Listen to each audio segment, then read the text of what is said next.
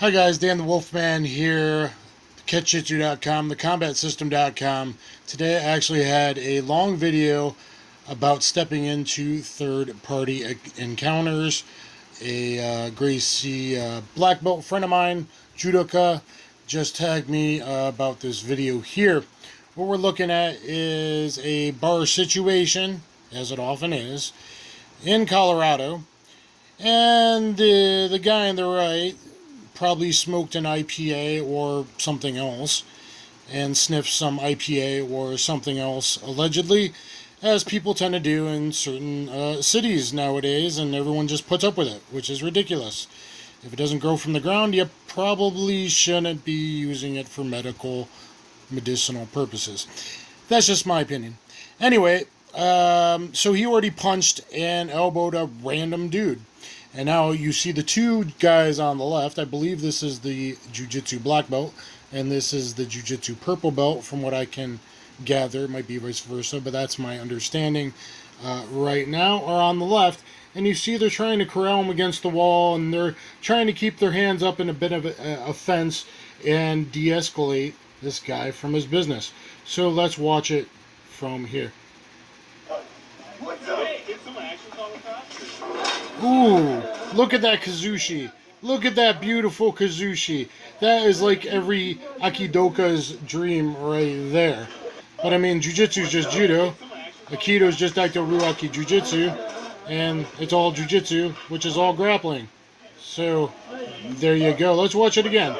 So, the purple belt on the left ducks and looks like he's going to do a little blast double type of action. But he's relaxed and probably had an IPA himself. I don't know what's wrong with you people and your stupid IPAs. But anyway, I'm not like that. But the black belt ducks under from the fence, hands up, prepared, non-confrontational fence tactics here. And look at him grabbing for the baseball bat control. 2-on-1, yank down, goes to the north-south position, and has a partially applied guillotine choke. Something I've done many times. You don't fully put the choke on. You attempt to de-escalate somebody. You attempt to get into them. The purple straddles him to help maintain control, to stop him from getting back up casually, and gives him a little pat on the side to kind of like be, hey buddy, relax, give him some mental focus. Ideally, it should actually be patting him down for weapons, but I think he's just patting him to be like, hey buddy, you're okay, relax man, relax. So as I've talked about in videos, and I'll probably talk about with Rokas Martial Arts Journey Sunday, it's important to know stuff like Aikido pins and Judo pins and Jiu-Jitsu pins, because you have to be non-confrontational, have a fence, you have to apply your skills that may or may not, depending on force, require striking, weapons, etc. And if not, you can, after fight, the front end and the back end often use controlling locks and pins to control the situation, and like they did, wait for the police to arrive and finish their beers.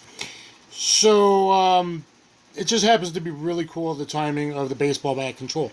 Not even something a lot of jiu-jitsu people practice. I myself only have practiced it mostly for the purposes of knife defense. I attempt to do a dog catcher and pass to a Russian 2-on-1. Ideally, I want to be in the outside and have the Russian 2-on-1 as a takedown. But a lot of times you end up in baseball bat and you try to yank them to the ground. You can even get the knife jammed into the ground or do a stepping on it, boot type disarm on the knife.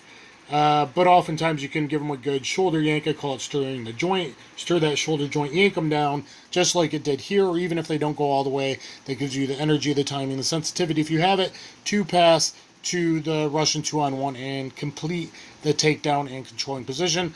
Let's watch it one more time. And guys, you need to train. You need to train. And not just jiu-jitsu, judo is great too. And once you have judo and jiu-jitsu, you might want to look at adding a few essential techniques, even from Aikido or Japanese jiu-jitsu, Daito Ruaki Jiu-Jitsu. I have a video on the 3 most essential techniques. Me and or my friend Remy from Martial Arts One-on-One will put together 3 the most bestest techniques after those 3. So techniques 4, 5, 6 that really everybody should know. And here, that baseball bat control, not something everybody does. No, it's not really an arm drag. It's a baseball bat control yank down. stirring that shoulder joint, yanking them down, and just the timing of the Kazushi principles that a black belt has. Someone that's done live pressure testing, live sparring has more than people that just did, techniques or only drilling or situational role playing. But I think it's all useful. I think it's all important. So if you want to hear more about deeper thoughts after my 35 years of martial arts, fighting pro MMA, training with MMA and the best jiu-jitsu guys, 22 years, getting 4 black belts, being a bouncer, being in a lot of real-world self-defense scenarios, coming to other people's rescues in mid-level violent stuff like this as well. I discussed quite a few in my video today on be prepared. Are you going to come to someone else's rescue? Now, it doesn't always work out, even if you're a jiu-jitsu black belt. I made that video today because a jiu-jitsu black belt, I think, came outside and people were getting gang stomped, multiple attackers, not a one-on-one thing, and tried to go to someone's rescue, and he got beat and stomped, hit in the back of the head very badly. So it does not always work out okay, even if you're a jiu-jitsu black belt, even if you fought MMA. So those are the things we discussed. But certainly there's times where you attempt to de-escalate, you put up a fence, you talk to the guy, you maybe threaten to call the police, or you get them on the phone right away, and maybe that makes them chill out to leave. And sometimes maybe you got to go hands-on, and maybe you're willing to take that risk if you have extensive training. But even then, it can still go bad.